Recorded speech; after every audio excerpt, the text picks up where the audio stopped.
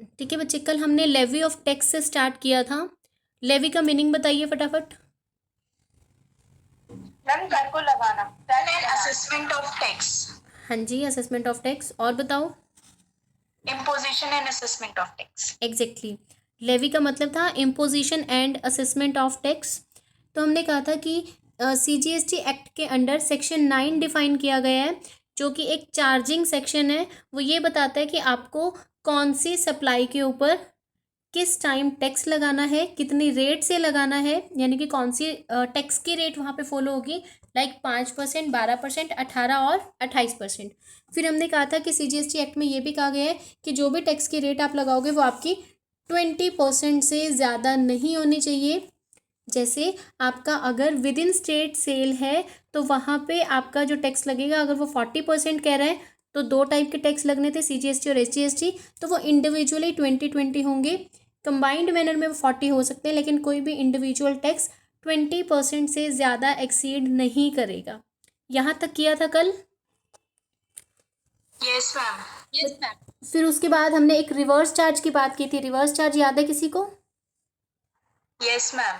बताइए। Ma'am supplier और recipient होता है, उसमें आपने बताया था कि सप्लायर मतलब जीएसटी में रजिस्टर्ड नहीं है वो, तो रिसिपेंट रजिस्टर्ड है, तो रिसिपेंट सप्लायर के बेसिस पे टैक्स भरेगा ऑन रिवर्स चार्ज बेसिस। बिल्कुल के बिहाफ। बच्चे, रिवर्स चार्ज का मीनिंग सबको क्लियर है? Yes ma'am. Yes ma'am. हमने दो पर्सन्स की बात की थी। हमेशा टैक्सेबल पर्सन टैक्स देगा। अगर रजिस्टर्ड पर्सन है, वही सप्लाई कर रहा है, तो हमेशा टैक्स वही देगा। अगर सप्लायर अनरजिस्टर्ड है और वो अपनी सप्लाई किसी रजिस्टर्ड पर्सन को कर रहा है, तो रजिस्टर्ड पर्सन जो कि सप्लाई को रिसीव कर रहा है वो टैक्स देगा। रजिस्टर्ड पर्सन टैक्सेबल होगा, इसीलिए वो टैक्स देगा रिवर्स चार्ज के बेसिस पे। जो भी प्रोविज़न सप्लायर के टैक्सेबल होने पे अप्लाई होने थे, अब वो सारे रिसिपिएंट के ऊपर अप्लाई होंगे, क्योंकि अब रिसिपिएंट आपका टैक्सेबल है। उसके बाद आपने सेक्शन 15 की भी बात की थी। आपने वो वैल्यू निकालनी थी जिसके ऊपर आपको टैक्स लगाना था। फिर हमने इसमें कुछ प्रोविजंस पढ़े थे कि कलेक्शन ऑफ जीएसटी कौन करेगा और लगाएगा कौन। लेवी के लिए आपने कहा था जैसे ही कोई टैक्सेबल इवेंट हो जाता है उसी टाइम आपका लेवी ऑफ टैक्स वहीं पे इम्पोज होना स्टार्ट हो जाता है। लेकिन कलेक्शन ऑफ टैक्स को, काजल कुछ कहना चाह रहे हो? कलेक्शन ऑफ टैक्स को आप डिले कर सकते हो।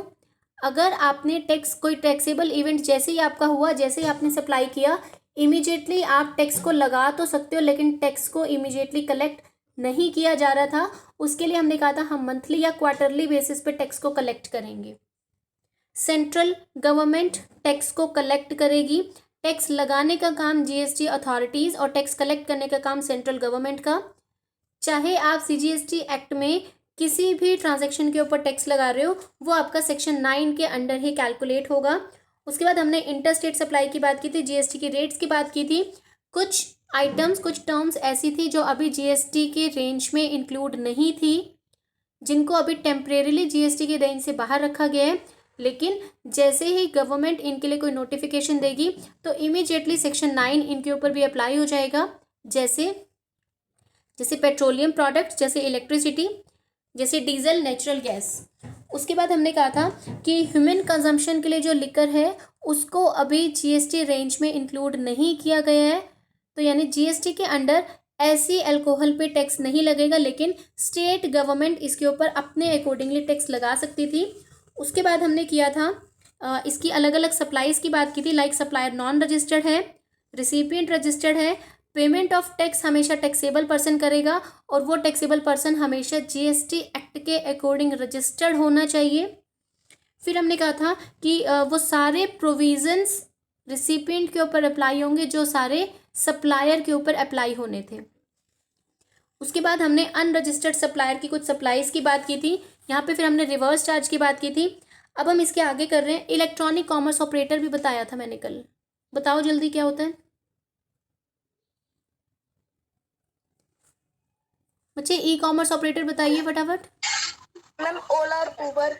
हाँ मैम ये सर्विसेज में डील करते हैं और ये ऑनलाइन ही सारा वर्क करते हैं। इसमें CGST के रूल अप्लाई होते हैं और इसमें जो जिसका इसमें किसी का फिजिकल प्रेजेंस नहीं होता है, इस या तो ये टैक्स पर वो टैक्स पे करेगा या फिर इसका कोई रिप्रेजेंटेटिव टैक्स पे करेगा। हाँ एग्जैक्टली अगर रिप्रेजेंटेटिव भी नहीं है तो इसे कोई पर्सन अपॉइंट करना पड़ेगा, क्योंकि ये टैक्सेबल टेरिटरी में आते हैं, टैक्सेबल सप्लाई कर रहे हैं, इसलिए इनको या तो रिप्रेजेंटेटिव के थ्रू टैक्स देना है। रिप्रेजेंटेटिव नहीं है तो इन्हें किसी पर्सन को अपॉइंट करना पड़ेगा, जो कि सेक्शन 9 के अंडर उसका भी टैक्स काउंट हो जाएगा और वो भी टैक्स देगा। ठीक है बच्चे, ये हमने किया था। उसके बाद आगे हम कर रहे हैं लाइबिलिटी टू पे टैक्स, यानी कि हमने अब टैक्स जब देना है लाइबिलिटी, मैंने आपसे फर्स्ट लेक्चर में डिस्कस किया था, जो लेवी कलेक्शन का फर्स्ट चैप्टर जो हमने लेक्चर किया था उसमें हमने कहा था कि लेवी ऑफ टैक्स, यानी कि जैसे ही कोई आपका टैक्सेबल इवेंट हो जाता है, कोई आपकी टैक्सेबल सप्लाई जैसे ही आपने मार्केट में आप लेके आए हो, उसी टाइम आपकी लाइबिलिटी बन जाती है कि आपने टैक्स देना है। रिपीट कर रही हूँ, जैसे ही आपने कोई सप्लाई मार्केट में की, तो जैसे ही वो इवेंट हुआ, वो इवेंट अगर टैक्सेबल है, वो सप्लाई टैक्सेबल है, तो इमीडिएटली सप्लाई करते ही आपकी टैक्स लाइबिलिटी वहीं से स्टार्ट हो जाती है। जैसे आपके पास दिया लाइबिलिटी टू पे टैक्स, कौन देगा? सप्लायर देगा। दूसरे पार्ट पे लिखा हुआ है रिसिपिएंट, अगर सप्लायर रजिस्टर्ड नहीं है तो रिसिपिएंट देगा, रिसिपिएंट देगा तो रिवर्स चार्ज उसके ऊपर फॉलो होगा। अगर सप्लायर रजिस्टर्ड का रेसिपिएंट का केस नहीं है तो आपके पास कोई और केस होगा, कोई और केस में आपके पास टीडीएस और टीसीएस का केस आएगा। इसको भी अभी करेंगे। टीडीएस, अगर कोई ट्रांजैक्शन आपके 2,50,000 से अबव जा रही है, उसके ऊपर आपको उसी टाइम टैक्स पे करना पड़ेगा। टीसीएस, अगर जो टैक्स आपने कटवाया है उस टैक्स को कलेक्ट करने का काम ई कॉमर्स ऑपरेटर करेंगे। अभी इसकी डिटेलिंग करते हैं। सप्लायर आपका हो चुका है। रिसिपिएंट अंडर आरसीएम लिखा हुआ है, यानी कि reverse charge mechanism. Reverse charge बच्चे सबको क्लियर है ना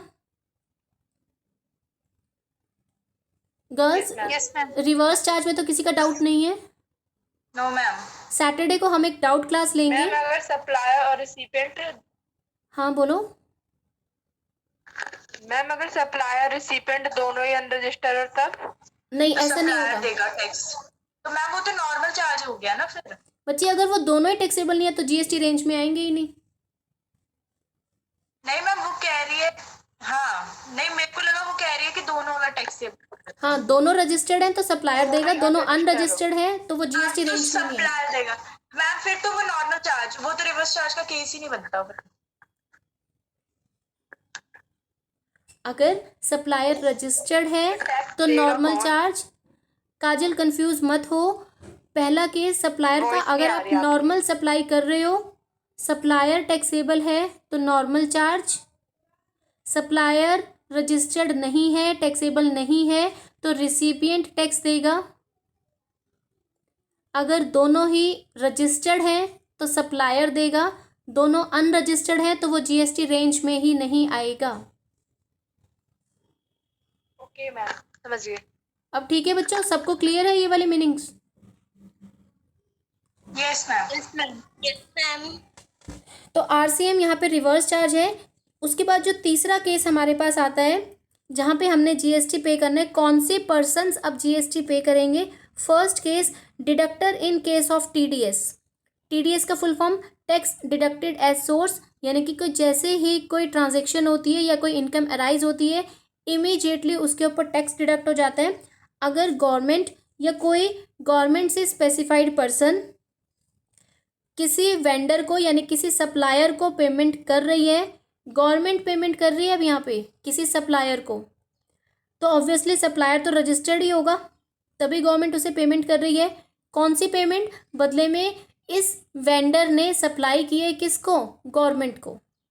तो आप यहाँ पे एरो लगा के लिख सकते हो, वेंडर एरो लगा दो, उसके आगे लगा दो गवर्नमेंट, यानी कि वेंडर ने गवर्नमेंट को सप्लाई की है। तो ऐसे पर्सन को 2,50,000 तक अगर पे कर रहे हो, नो इश्यूज़। अगर 2,50,000 से ऊपर की गवर्नमेंट पे कर रही है, पेमेंट कर रही है, तो वहाँ पे आपका टीडीएस उसी टाइम पे डिडक्ट हो जाएगा, आप जीएसटी के लिए लायबल हो जाएंगे। रिपीट कर रही हूँ, वेंडर ने गवर्नमेंट को मैं पहचान गई वही है। फिर हल्का सा आवाज देना तो सोने को हमने के लिए नहीं। शिवांगी से म्यूट करो। अगर किसी वेंडर ने, किसी सप्लायर ने गवर्नमेंट को या किसी गवर्नमेंट ऑफिशियल को कोई सप्लाई की है, तो ऐसे सप्लाई की जब पेमेंट की जाएगी, वो पेमेंट 2,50,000 तक है तो नो इश्यूज़। अगर वो पेमेंट 2,50,000 से एक्सीड करती है तो इमीडिएटली वहाँ पे TDS कट जाएगा, और जैसे ही आपका TDS कट जाता है आप GST पे करने के लिए लायबल हो जाते हो। दूसरा केस, अगर TCS की बात है, यानी कि टैक्स कलेक्टेड एट सोर्स, जो टैक्स कटा है तभी तो वो कलेक्ट होगा। ई-कॉमर्स ऑपरेटर उसमें क्या काम करेंगे, जो आपके ई-कॉमर्स ऑपरेटर हैं वो जितना भी टैक्स कटा है उस टैक्स को कलेक्ट करने का काम करेंगे। वो सारी सप्लाईज जो या तो उन्होंने की हैं, यानी कि जितने भी सप्लाईज ई-कॉमर्स ऑपरेटर्स के थ्रू की गई हैं उनके ऊपर टैक्स कलेक्ट करने का काम ई-कॉमर्स ऑपरेटर्स का। बच्चे क्लियर है यहाँ तक? Yes ma'am. अगर ज़्यादा नहीं लर्न कर सकते हो तो सिर्फ इतना याद रखो कि अगर कोई सप्लायर गवर्नमेंट को कुछ सप्लाई कर रहा है, वो 2.5 लाख तक है तो नो टैक्स। अगर 2.5 से ऊपर है तो इमीडिएटली उसके ऊपर TDS कट जाएगा। TDS आपने काट दिया, उसके बाद अगर वो जो आपकी अगर सर्विसेज हैं तो ई-कॉमर्स ऑपरेटर उनके ऊपर टैक्स को कटे हुए टैक्स को कलेक्ट कर लेंगे। नेक्स्ट आपके पास आता है सेक्शन 11। सेक्शन 11 कहता है कि गवर्नमेंट के पास कुछ पावर है, यानी कि सेक्शन 11 कहता है कि आपको टैक्स से एग्जम्पशन मिल जाएगी। सेक्शन 7 सप्लाई का था, सेक्शन 9 लेवी कलेक्शन टैक्स का था, सेक्शन 15 ने कहा था कि जो आप सप्लाई कर रहे हो उसकी वैल्यू कितनी है। अब सेक्शन 11 कहते हैं कि आप GST वाले टैक्स से एग्जम्प्ट कर सकते हो। फर्स्ट केस, गवर्नमेंट के पास पावर है कि वो कुछ सप्लाई को एग्जेम्प्ट कर सकती है। वो सप्लाई वही होगी जो गवर्नमेंट ने स्पेसिफाई की है। जो GST काउंसिल के रिकमेंडेशंस पे कुछ सप्लाई को गवर्नमेंट अलग से डिक्लेयर कर सकती है कि या तो उस पूरी सप्लाई पे या उस सप्लाई के किसी पार्ट पे आपने टैक्स लगाना ही नहीं है। ऐसी सप्लाई अगर जनहित में हो, पब्लिक के इंटरेस्ट में हो, तो गवर्नमेंट ऐसी कुछ सप्लाई को नॉन टैक्सेबल कर देती है, जैसे पोलियो ड्रॉप्स। क्या जैसे अगर वो घर में बेबीज़ को पिलाने आते तो हम पैसे देते हैं? नो, वो government free of cost supply कर रही है। लेकिन जैसे ही वो मैन्युफैक्चर हुई उस पे उस मैन्युफैक्चरर ने तो टैक्स दिया होगा, गवर्नमेंट को दिया है, तो उस केस में उस मैन्युफैक्चरर को उसका ITC मिल जाएगा। लेकिन अगर गवर्नमेंट कहती है कि आगे सप्लाई करने पे इसके ऊपर टैक्स नहीं लगेगा, तो ये हमें डिफाइन करता है सेक्शन 11। दूसरा, गवर्नमेंट के पास पावर है कि कुछ स्पेशल, हाँ जी बिल्कुल समझाऊंगी, कुछ स्पेशल केसेस में गवर्नमेंट के पास पावर है कि वो तब भी एग्जम्प्ट कर सकता है। अब इन दोनों पॉइंट्स को अब डिटेल में कर रहे हैं। सेक्शन 11 जिसने कहा कि सेक्शन 9 ने जिन टैक्स की लेवी की उन टैक्स को अब हमें नहीं लगाना। 11 सेक्शन के अकॉर्डिंग कुछ एग्जम्पशंस दी गई हैं। पहली exemption, power of government to exempt certain supply, यानी कि सरकार के पास अधिकार है, उनके पास शक्ति है कि वो कुछ सप्लाई को नॉन टैक्सेबल बता सकते हैं।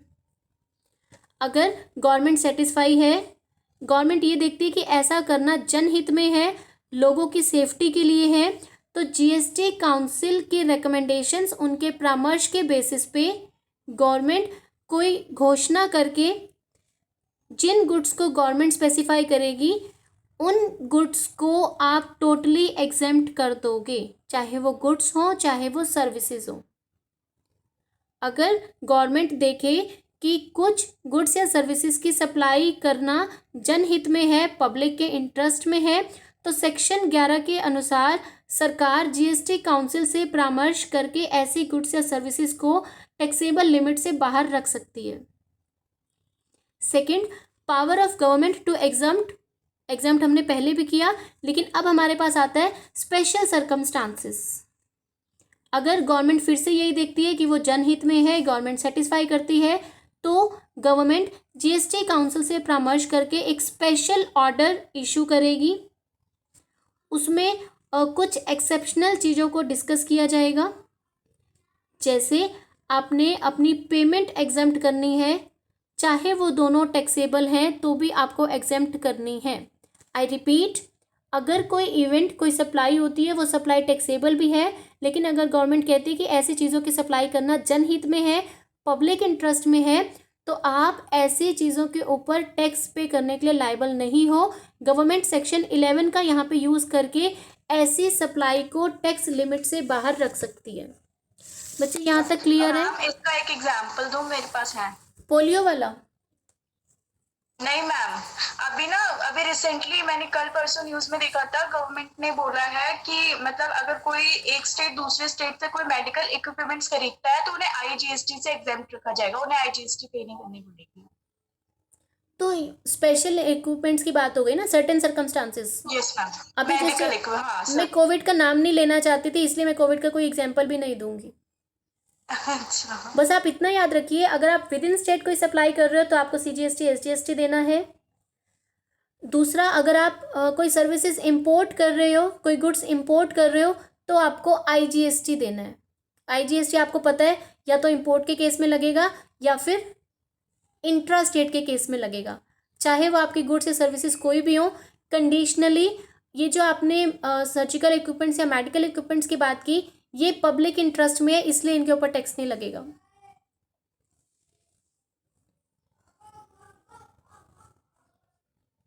ये जनहित में जब कोई चीज़ इशू की जाती है तो उसके ऊपर टैक्स नहीं लगता। बच्चे आपकी इस बुक में लिमिटेड है, आगे सिर्फ आपको एक चीज़ और करनी है, मैं आपको उसकी पिक सेंड कर दूंगी। आपने एक टर्म सुनी थी मेरे मुंह से, जीरो रेटेड सप्लाई, यानी कि टैक्स की 4 रेट्स थी, 5, 12, 18 और 28। एक और रेट जिसको हम इंक्लूड नहीं करते, दैट वाज 0%। 0% सप्लाई, यानी कि उसको हम जीरो रेटेड सप्लाई कहते हैं, या फिर जिसको अभी आपने कहा नॉन टैक्सेबल सप्लाई। तो नॉन टैक्सेबल सप्लाई या जीरो रेटेड सप्लाई को सीजीएसटी एक्ट में एक और सेक्शन में डिफाइन किया गया पूरा अलग से। हाँ नेहा बोलो।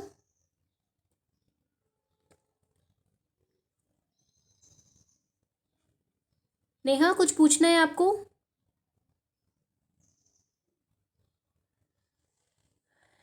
No response.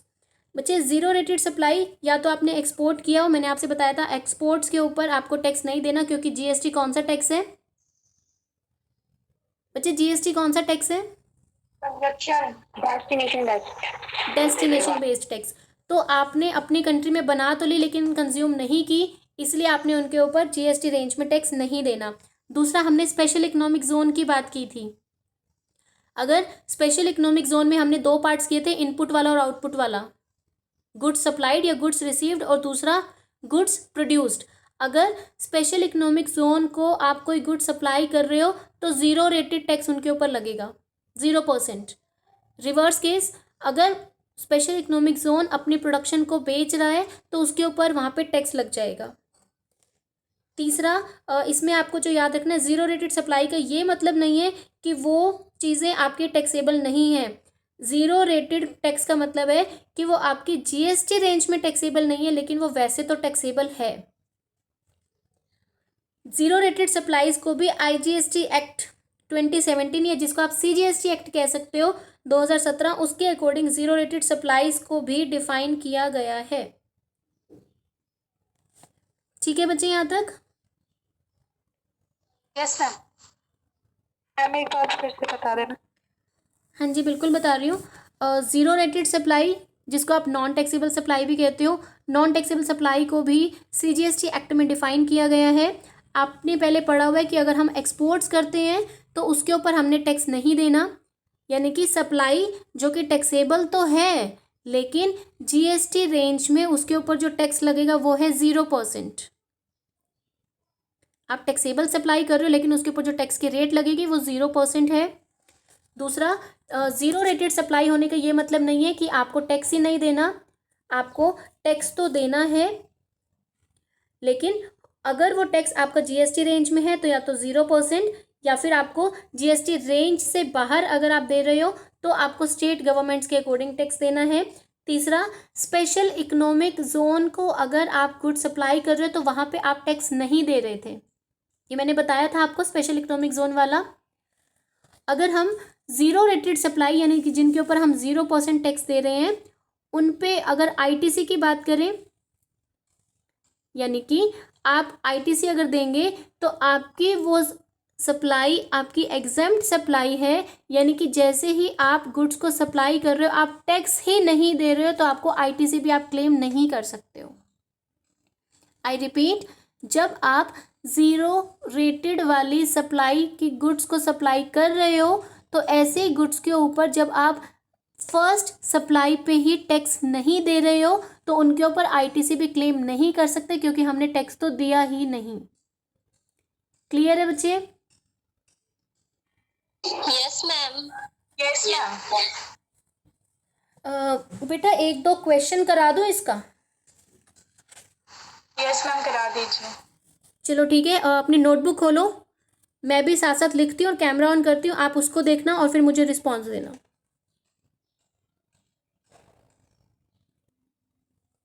Girls can you see my page? बेटा आपको पेज नज़र आ रहा है? Yes ma'am. ठीक है, हम इसका एक एग्जाम्पल करते हैं। एक ट्रेडर है, यानी कि हम कह रहे हैं एक सप्लायर है। बच्चे स्क्रीन क्लियर है? गर्ल्स मैम स्क्रीन थोड़ी सी ब्लर है। ब्लर है, ओके। मैम आप हमें बोल बोल के बता दीजिए ना, फिर हम लिख लेंगे वो। नहीं नहीं, साथ साथ करते हैं। एक सप्लायर है, अच्छा। ठीक है, वो सप्लायर आपका है मान लो दिल्ली का, तो सप्लायर के ब्रैकेट में मैंने लिख दिया दिल्ली। अगर ये अपने दिल्ली में ही सप्लाई करता है तो वो सीजीएसटी और एसजीएसटी। थोड़ा सा ऊपर कर दो, वो लिखा हुआ नहीं दिख रहा। मुझे लग रहा है ब्लर लग रहा है तुम्हें, एक सेकंड रुको बेटा फिर।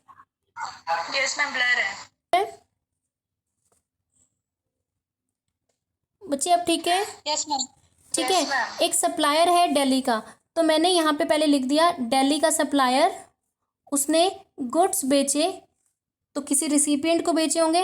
मान लो मैं कह देती हूँ वो है आपका यूपी का, तो ये कौन सी सेल हो गई आपकी? दिल्ली से यूपी में सेल हुई, तो कौन सा टैक्स लगेगा?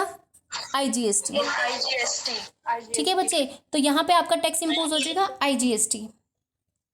अब ये जो गुड्स सप्लाई की इसकी वैल्यू मैं कह देती हूँ, मेरी वैल्यू है 2,50,000। मैम कैमरा थोड़ा ऊपर बेटा, और कितना ऊपर करूँ? ठीक है, अब दिख रहा है बच्चे? 2,50,000 की गुड्स अगर सप्लाई की हैं तो सेक्शन 15 ने बता दिया 2,50,000 के आपके गुड्स हैं। ठीक है बच्चे, यहाँ तक ठीक है? Yes ma'am. दिल्ली का सप्लायर उसने यूपी के किसी पर्सन को सेल की, 2,50,000 उनकी वैल्यू है, तो ये वाली सेल आपकी इंटर स्टेट है, इसलिए हमने लगा दिया आईजीएसटी। गुड्स है मेरी 2,50,000 की। अब ये कहता है ये तो मैंने गुड्स सेल की ही की, तो यानी कि यहाँ पे मैं अपनी टैक्स लायबिलिटी अगर कैलकुलेट करनी स्टार्ट करूँ तो 2,50,000 तो मेरे को इसके ऊपर तो टैक्स देना ही देना है।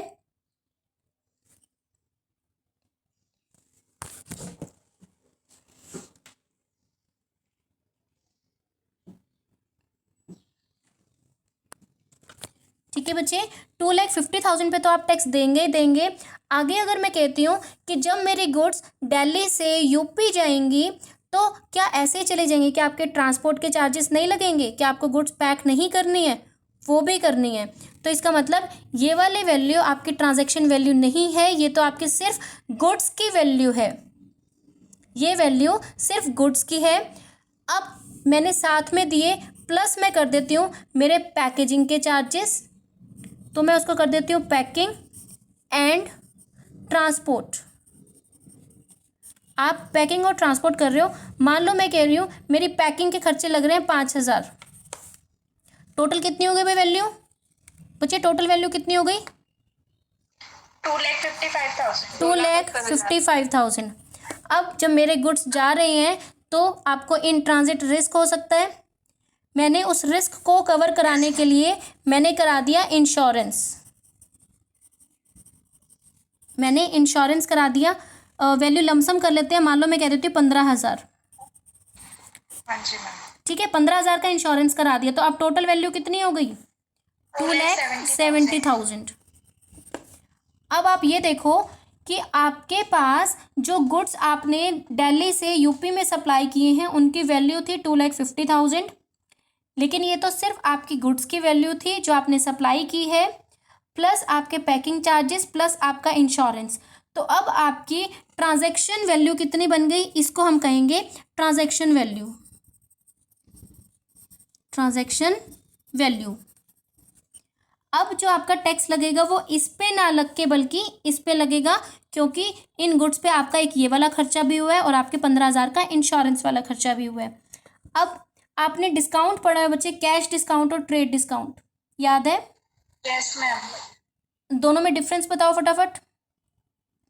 ट्रेड डिस्काउंट को शो नहीं मैम हमको तब मिलता है जब हम कोई भी सर्विस या जो प्रोडक्ट है उसे एट ए टाइम केस मतलब पैसे देके कैश हाँ, खरीदते हैं। हाँ। और ट्रेड डिस्काउंट मैम हमें सप्लायर अपने मन से देता है ताकि हम उसको जितने जल्दी चुका सकें। ठीक है, एक शॉर्ट में बात करते हैं कि जो आपका ट्रेड डिस्काउंट होता है उसको आप शो नहीं करते हो, कैश डिस्काउंट का बुक्स ऑफ अकाउंट्स में शो करते हो। अगर अब मैं कहूँ कि ये जो सप्लायर था ये कह रहा है मैं तुम्हें इतने की जब गुड्स बेचूंगा तो मैं आपको डिस्काउंट भी दे रहा हूँ, डिस्काउंट मान लो 5% लगा लेते हैं, ठीक है, मैं साइड में कहीं लिख लेती हूँ कि मैं 5% ट्रेड डिस्काउंट भी दूंगी, ठीक है। 5% ये जो दिल्ली वाला सप्लायर है ये आपको ट्रेड डिस्काउंट दे रहा है 5%, तो इसका मतलब इसको आपने बुक्स ऑफ अकाउंट्स में शो नहीं करना। ट्रांजैक्शन वैल्यू कितनी है? 2,70,000। 2,70,000 का माइनस कर दो, क्योंकि ये पैसे मुझसे चार्ज थोड़ी करेंगे। 5% ट्रेड डिस्काउंट, कैलकुलेट करो बच्चे कितना आएगा। 270 का 5% करो 13,500। डिस्काउंट का अमाउंट तो हम हमेशा माइनस करते थे, माइनस कर दो, कितना बचा? 2,56,500। इसका मतलब अब ये जो पैसे बचे हैं अगर हमने डिस्काउंट नहीं दिया होता तो 2,70,000 पे टैक्स लगाते। अब मैंने डिस्काउंट दे दिया, यानी कि इस दिल्ली वाले सप्लायर ने इसको जब गुड्स दी तो इसने इसको 5% का ट्रेड डिस्काउंट दिया। अब जो टैक्स लगेगा वो किस पे लगेगा? 2,56,500 पे। कौन सा टैक्स लगेगा बच्चे इसके ऊपर? IGST, यानी कि अब हमने लगाना है IGST, जितना भी लगाना है रेट, मान लो 5% लगाते हैं, एट द रेट 5%। ऑन कितने पे लगेगा? 2,56,500 पे। बच्चे 2,56,500 का 5% निकालो।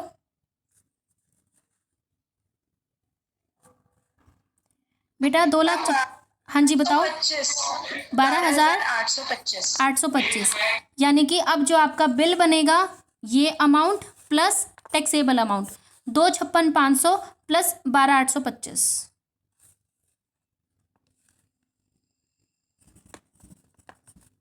टोटल करो बच्चे 2,69,325, यानी कि ये जो आपका बना है ये अब आपकी बनी है इनवॉइस वैल्यू, यानी कि इतने अमाउंट का आपका बिल बनेगा। क्लियर है बच्चे? Yes ma'am. इसका ये लो ले लिया हमने स्क्रीनशॉट। सप्लायर ये पैसे लेके उस क्या कह रहे हो बेटा? मैम जो जिसने मतलब सप्लायर है जो वो ये पैसे खुद ही सरकार के पास जमा करवा देगा, है ना बच्चे? 2.5 लाख तक है टैक्स। एक तो पहली बात हम गवर्नमेंट को तो दे ही नहीं रहे हैं, हम यहाँ के सप्लायर को दे रहे हैं। TDS तब कटेगा जब आप गवर्नमेंट को ट्रांसफ़र कर रहे हो, गवर्नमेंट को सप्लाई कर रहे हो। I am repeating my example. बच्चे अब मैंने कैमरा थोड़ा ऊपर कर दिया, अब सबको क्लियरली दिख रहा है? यस मैम, लोगों ने नोट भी कर लिया है। कोई बात नहीं, रिपीट कर देती हूँ। दिल्ली का आपका सप्लायर था, उसने यूपी के किसी सप्लायर को गुड सप्लाई की जिनकी वैल्यू 2.5 लाख है। एक स्टेट से दूसरे स्टेट में सेल हो रही है इसलिए IGST लगेगा। गुड्स की वैल्यू 2.5 लाख थी तो आपने IGST लगाना है। हम कह रहे हैं कि हमारे कुछ पैकेजिंग के चार्जेस भी हुए। अगर हमारा कोई खर्चा नहीं होता, ना ये होता है ना इंश्योरेंस होता है, तो वैल्यू कौन सी बनेगी? 2,50,000। 2,50,000 पे हम डिस्काउंट भी नहीं दे रहे हैं, ट्रेड डिस्काउंट, तो आपका IGST जो 5% लगना है वो सीधा 2.5 लाख पे लगेगा। ठीक है बच्चे? 2.5 लाख ये प्लस आपके ट्रांसपोर्टेशन के चार्जेस 5000, टोटल हो गया 255, प्लस आपने इंश्योरेंस भी कराया क्योंकि इंटरस्टेट है तो आपने इंश्योरेंस कराया 15,000 का, टोटल अमाउंट 270। आपने ट्रेड डिस्काउंट दिया, ट्रेड डिस्काउंट की वैल्यू माइनस कर दी, लेकिन बुक्स ऑफ अकाउंट्स में आप कहीं पे भी शो नहीं करोगे। उसके बाद अब जो आपकी टैक्सेबल वैल्यू बनी है वो बनी है 2,56,500। IGST देना है 5%, 256,500 का 5% हमने निकाला तो ये मेरे पास टैक्स का अमाउंट आ गया। अब जो मेरा बिल बनेगा, एक तो ये मेरी वैल्यू प्लस ये मेरा टैक्स, इतना अमाउंट अब मुझे कौन देगा? यूपी वाला सप्लायर। ठीक है बच्चे? Yes ma'am. Yes ma'am. Yes ma'am. Ma'am हाँ जी। मैम जो आपने बोला था वो गवर्नमेंट की सप्लाई का, तो मैम वो आपने 2.5 लाख तक लिमिट बोली थी, 2.5 लाख हम कौन सा वाला लेंगे? गुड्स की वैल्यू लेंगे या फिर वो आपने जो ट्रांजैक्शन वैल्यू बताई है वो लेंगे? गुड्स की वैल्यू। Okay ma'am. वो कंडीशंस आपकी स्पेसिफाई हो जाएंगी। बच्चे एक एग्जांपल अब आप नोट करो, जल्दी जल्दी करो सारे। लिखो एडवर्टीजमेंट चार्जेस,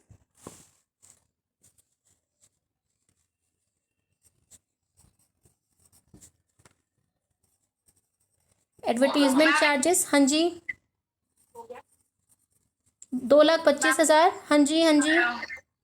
मैम मेरे को समझ नहीं आया। क्या नहीं समझ में आया? इसको अभी छोड़ दो। मैम जो आपने बोला अभी, एडवर्टीजमेंट चार्जेस, ओके मैम। विज्ञापन के खर्चे 2,25,000।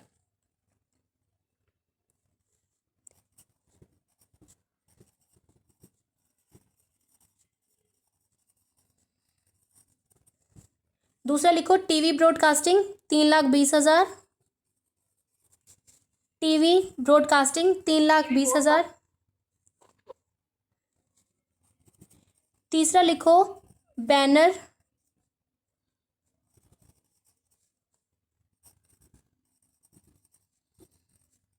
Yes ma'am. तीसरा banners eight public place 2,15,000। Banners, वैसे बैनर पब्लिक प्लेस पे ही लगते हैं। बैनर्स का लगा दो 2,15,000। फोर्थ लिखो एड इन न्यूज़पेपर। दूसरा बताना। टीवी ब्रॉडकास्टिंग एड इन, फोर्थ है एड इन न्यूज़पेपर। न्यूज़पेपर के ऐड के पैसे लगा दो 3,25,000। फिफ्थ पॉइंट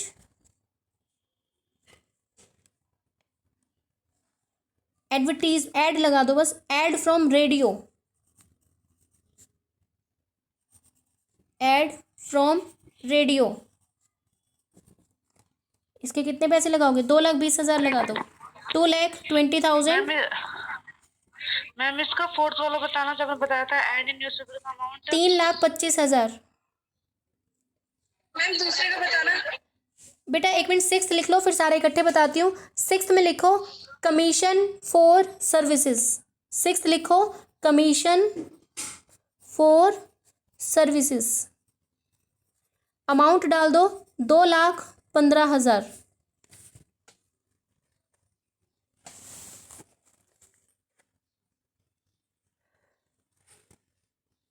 मैम कमीशन पे किया होगा ना?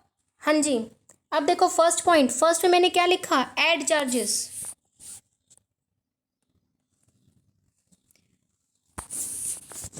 बेटा मैं सारे पॉइंट्स अब रिपीट कर रही हूँ। फर्स्ट मैंने लिखा एडवर्टीजमेंट चार्जेस।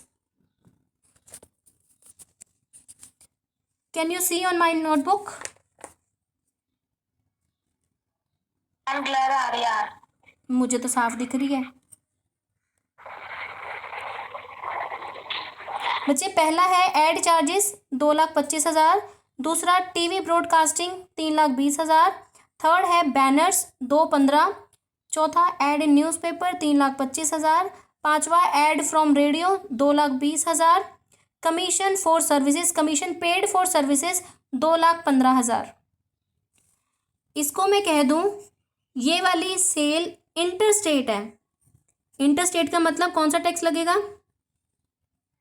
IGST। मैं कह देती हूँ इस पर मान लो 18% लगेगा एट द रेट ऑफ 18%। तो इसका मतलब सारा मिला दो और टैक्स लगा दो। लेकिन अब आपके पास कंडीशन लग गई है भाई कि आपको सारा का सारा 18 नहीं देना। अगर प्रिंट मीडिया है तो IGST@18, GST@5। 5% के लिए कह रहा है प्रिंट मीडिया, प्रिंट यानी जो आपका दिखेगा, जो आपका रिटर्न में होगा। ये सारी मीडिया है आपकी अलग अलग टाइप की। अगर प्रिंट मीडिया है तो 5%, बाकी सारी मीडिया पे 18%। अब देखो इसमें प्रिंट मीडिया कितने रुपीस वाली है। क्या ऐड है आपको नहीं पता, ये ऐड किस में की गई है, ये ऐड के प्रिपरेशन के चार्जेस हैं। कितना लगाएंगे 18%। एक तरफ इधर आप लगाओ 18% वाला, क्योंकि 5 वाला तो कोई एक आधी जाएगा, तो 2,25,000 सबसे पहले लिख दो। ये कौन से वाला है 18% वाला। 18% वाला आपका पहला हो गया 2,25। उसके बाद है टीवी ब्रॉडकास्टिंग। क्या आपने कुछ प्रिंट कराया? नहीं, तो ये भी कितने में जाएगा 3,20, ये भी 18 वाले में चला जाएगा। उसके बाद आपके पास आते हैं बैनर एट पब्लिक प्लेसेस। भाई बैनर छपवा दिया, ठीक है, पब्लिक प्लेस पे आपने टांग दिए, क्या आप उसको डेली देख सकते हो? नहीं, अपने हैंड में लेके नहीं देख सकते हो। कितना लगा दोगे 2,15, क्योंकि बैनर आपका प्रिंट मीडिया में नहीं आता। उसके बाद आपने न्यूज़पेपर में ऐड कराई, वो तो आपके हर कस्टमर के पास जाएगा, हर क्लाइंट के पास जाएगा, तो आपका जो न्यूज़पेपर है ये माना जाएगा, ये आपका है प्रिंट मीडिया। कितना अमाउंट है 3,25,000। कितना लगेगा इसके ऊपर 5%। 5%। बाकी क्या बचा? रेडियो, रेडियो का कितना है 2,20,000। कमीशन दिया 2,15,000। टोटल कर दो भाई बच्चे, इनका टोटल करो। 2,25 प्लस 3,20 प्लस 2,15 प्लस 2,20 प्लस 2,15।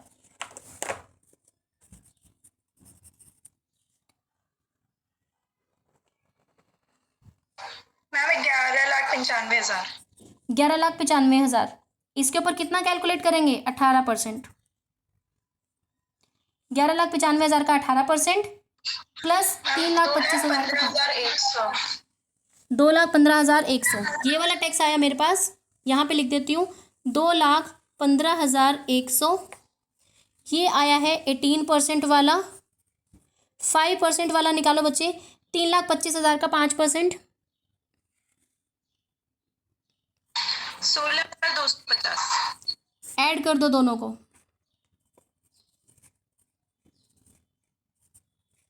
2,31,350। तो इसको हम क्या कहेंगे, ये मेरा वो टैक्स है जो कि मेरे को IGST के अकॉर्डिंग देना है। बच्चे आई रिपीट, ये मेरे पास कुछ ट्रांजैक्शंस दी हुई हैं, मेरे पास कुछ मीडिया के खर्चे दिए हुए हैं, एड एजेंसी ने अपनी सर्विसेज दी हैं, एक स्टेट से दूसरे स्टेट में दी हैं, तो ये सर्विसेज हैं। सर्विसेज के ऊपर भी GST रेंज में समान रूप से टैक्स लगेगा 5, 12, 18 और 28। इसलिए कहा सिर्फ प्रिंट मीडिया पे आप 5% दो, बाकी सारे मीडिया पे आप 18% दो। हमने अब चेक करना है प्रिंट मीडिया कौन सी है।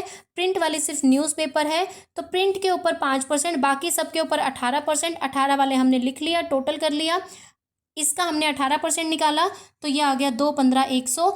प्रिंट मीडिया आपकी 3,25,000 है, इसके ऊपर 5% से अलग से टैक्स लगेगा। आपने टोटल टैक्स पे कर दिया, यानी कि IGST के अकॉर्डिंग अब जो आपको टैक्स पे करना है इस सप्लाई के रिगार्डिंग, वो आपका टैक्स है 2,31,350।